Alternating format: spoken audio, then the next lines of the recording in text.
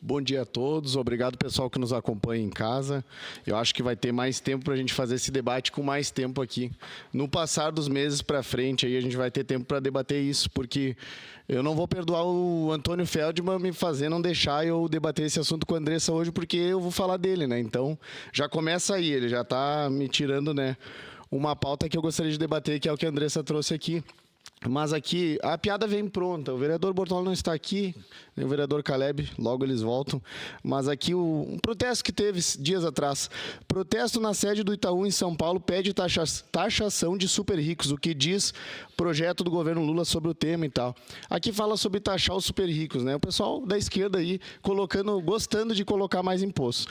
Aí, a outra matéria do antagonista. Herdeira do Itaú é a segunda maior doadora individual da campanha de Lula. Ou seja, Capitão Ramon, eles vão lá, invadem o Itaú, o vereador Caleb, pedem a taxação dos bilionários, mas a herdeira, que fez parte da transição do governo Lula, ela tem um patrimônio de 1,8 bilhão. Ela também é uma herdeira.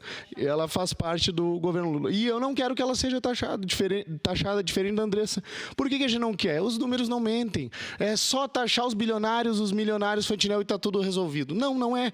Quando a gente taxa o velho da van, que trabalha muito, diferente do que a Andressa falou aqui, não caiu do céu, nem na primeira lojinha que ele começou pagando imposto, ou muitas vezes importando, que seja.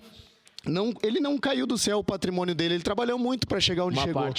E aí, quando a gente taxa esse cara, os bilionários, os milionários, sabe o que acontece, vereador Fantinel? Quando a gente taxar o velho da van, a gente não vai ferrar e se vingar dele como a esquerda quer, porque isso aí é um plano de vingança. Ele vai repassar o liquidificador que ele vende de 129 para 169. E aí, se a esquerda, se o governo ditador taxar um pouco mais e deixar mais inviável as lojas dele, a empresa dele, sabe o que acontece, vereador Capitão? Vai chegar um momento que ele vai se encher o saco e sair do país, como ocorreu na Venezuela e em tantos países vem ocorrendo que não dão certo. Então, esse plano que eles têm, como tudo que eles defendem, não dá certo na prática, né? É um plano de vingança e ocorre da cultura.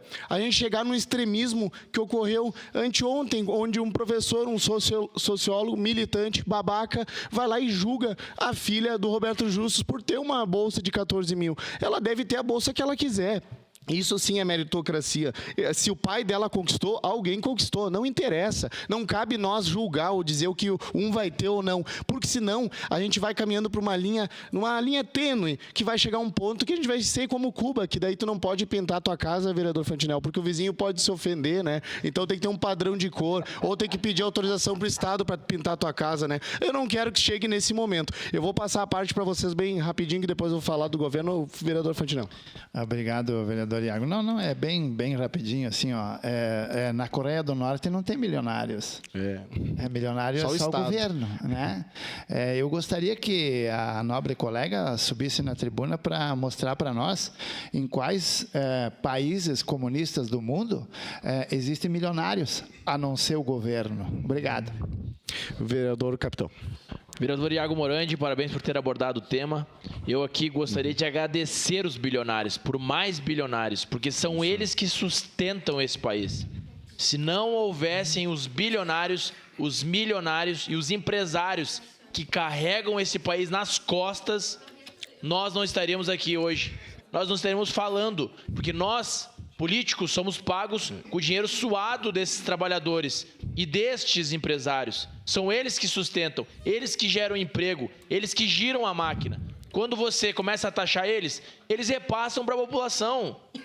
Ninguém vai segurar o preço, vai repassar. O governo aumenta o combustível, o que o posto de combustível faz? Aumenta o preço. E quem impacta é a população, é o consumidor. É a dona Maria, é o seu João que vai no mercado comprar o seu pão. Ele que é impactado. Eles vivem no mundo de Nárnia, que acham que se taxar, vai manter o preço e o cidadão vai comprar naquele preço estável. Não vai segurar preço, nenhum país isso deu certo. Parabéns, vereador, e muito obrigado a você, empresário, que sustenta essa máquina gigante que é o Brasil. Obrigado. Vereador Daniel. Obrigado, vereador Iago. Vereadora Andressa, assim, acho que não é nem uma questão ideológica, é uma questão de matemática, uma coisa muito simples. Primeiro, a questão do IOF. O IOF não ia afetar simplesmente os mais ricos. Qualquer financiamento, qualquer crediário, limite de cartão de crédito, tudo ia ser afetado. tudo ia ser afetado e ia afetar os mais pobres, sim. E assim, não é minha opinião, é informação. É informação. Para a senhora ter uma ideia, ontem à noite, a gente fala em redução de gastos, custos, mas o governo, junto agora com o STF ontem, a base do governo, eles aprovaram à meia-noite a criação de 200 novos cargos do STF com um custo anual de 22 milhões de reais. Sem falar de um aumento de R$ 3.500 para todos os servidores do STF. Isso é mais uma coisa, não se enxuga, só se criam novos gastos. O que tem a ver é que foi aprovado pela base do governo esses cargos e esses aumento de salário. Então, assim, outra coisa também bem rápido, vereador Iago. A senhora quer que taxe os mais ricos, diminua a jornada de trabalho e não diminua o salário, mas não se fala de diminuição de impostos sobre a folha de pagamento de cada funcionário. Então, assim, a matemática... como é que é? A isenção do imposto de renda. Para o gerador de emprego? Pois é, mas aí tudo é nas costas do gerador de emprego. Me desculpa, acho que tem que ter corte de imposto de renda para ambas as partes. É quem está gerando a economia. É um ciclo, não tem que ter essa guerra do gerador de emprego do empregado. E não é às custas do empregado. Um depende do outro, é simples assim. Então é só para assim, ó, pessoal, a gente tem que entender a matemática. A coisa não é simplesmente assim essa guerra do mais rico contra o mais pobre. Obrigado, vereador Iago. Tá.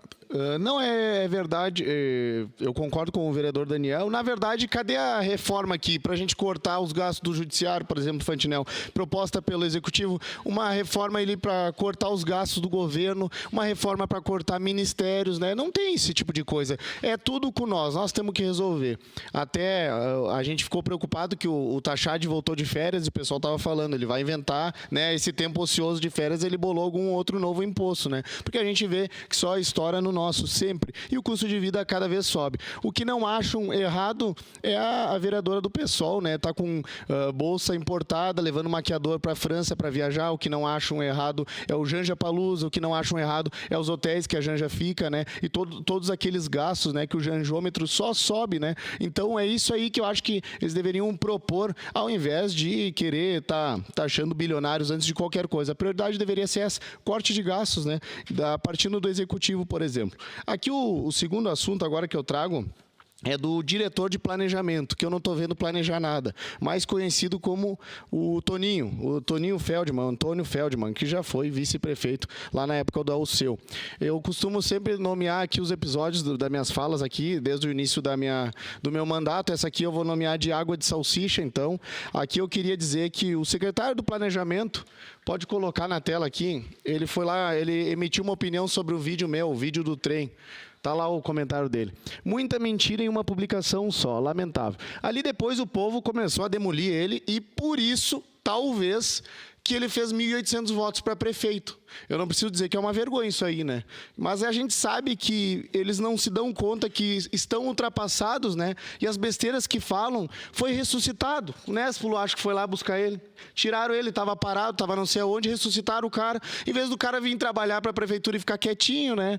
Aqui ele fazer um offline, ficar de boa, não falar nada. Não, tá aí, ó, na rede social. Enquanto o chefe dele na hierarquia, a gente sabe que na prefeitura não tem muita hierarquia, ninguém respeita ninguém ali. Vários partidos brigando por poder, mas vamos dizer que o chefe dele está fazendo um ótimo trabalho lá em São Paulo, nas parcerias públicos-privadas ali, nas PPPs, assinou, está na capa do Pioneiro de hoje, tenho que elogiar a parceria público-privada das escolinhas, muito bom, vai beneficiar 7 mil crianças, né, aqui, sendo justo, em 2024, vereadora Marisol, que era presidente dessa casa, esteve em Minas Gerais, né, junto com a Diló, né, então esteve lá visitando, então eles observaram, essa empresa, pelo que eu li no jornal de hoje, tem 15, 20 anos de experiência, tem tudo para dar certo. Eu aqui espero que dê certo. Então a gente torce aqui pela cidade ir bem, mas enquanto isso a gente vê o Toninho brabo. Mas a gente vai dar atenção, vamos buscar o que ele está fazendo, porque os projetos não tem para pedir dinheiro, emenda lá em Brasília. Está tudo parado. As coisas não andam. Ele é o diretor de planejamento, mas o tempo dele ele está aí usando na rede social para questionar a gente e dizer que é mentira. O que é mentira? Eu gostaria que ele pontuasse e faço aqui um desafio para ele. Se ele vir até o meu gabinete, a gente pode conversar melhor, gravar, ele pode me desmentir ao vivo vivo, fazer um vídeo aí me desmentindo. Faz depois do horário. O prefeito não vai liberar ele, que ele trabalha muito, eu acho, ali no planejamento. Mas faz depois do horário, vai até meu gabinete ali, a gente faz um debate para ver qual parte do trem é mentira ali nesse episódio e tal. Então, aqui eu lanço o desafio pro Toninho ali, o Feldman, do planejamento, que não planeja nada, né? Então, até agora, não vi ele apresentar resultados. Até o Adiló estava em Brasília buscando recursos. Eu sempre falo... tempo de líder do PL, fazendo um favor, presidente. Segue em declaração de líder a bancada do PL, vereador Iago Morandi. Então, muitas vezes ali, o Mauro às vezes não conseguiu, talvez, ou o governo trazer dinheiro, mas também tem a questão das emendas dos projetos que a gente tem problema para obter recursos aqui em Caxias. Enquanto isso, tem diretor, não vou nem dizer secretário, mas tem diretor indo ali falar que o que a gente diz é mentira, né? Eu não preciso mentir, vereador capitão. E eles podem se auto-enganar e ficar num mundo paralelo, que o trem foi maravilhoso e tal. Só que eu queria que ele me respondesse se é mentira ontem, que eu fui lá, saí às 11 horas da noite da UPA Zona Norte, onde tem 70 pessoas aguardando leito. Metade lá e metade na UPA Central, mas dá 70 o total. Será que isso é mentira? A médica lá que fica com a escolha de Sofia no sistema gerente lá, decidindo para quem ela passa o leito, quem corre risco de vida, quem pode morrer ou não. Será que isso é mentira? Será que eu estou mentindo? Qual que é a prioridade? Aqui eu deixo a questão. E se o Toninho acha que é mentira, ele pode vir e me desmentir num vídeo ali, tá me procurando, fazendo, eu lanço esse desafio para ele ali.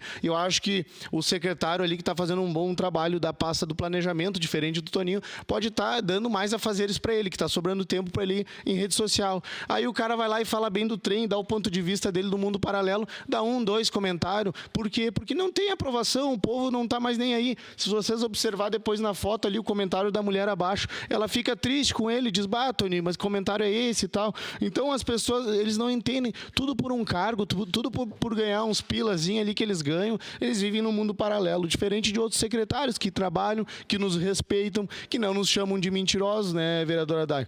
Então eu acredito que se ele focar mais em trabalhar, baixar a cabeça e trabalhar ali, ele não vai ter tempo para estar escrevendo besteira no Instagram. E se ele quer atenção, nós vamos dar atenção também nos próximos dias. Eu sempre digo, se precisar deixar de trabalhar para acompanhar alguém que é mais, eu não sei se a palavra certa é puxa-saco, o que é do prefeito, às vezes eu até desconfio. Tem uns que tratam o prefeito como se fosse o pai deles, só por conta de um cargo ou outro. Mas assim, se ele quiser atenção, a gente pode estar dando mais atenção para ele, já que ele está vindo provocar e sobrando tempo ali. E seria isso. Muito obrigado, pessoal. Conte com nós aí. Abraço, Adiló, que está sempre me assistindo. Obrigado, vereador Iago Morandi. Com a palavra, vereador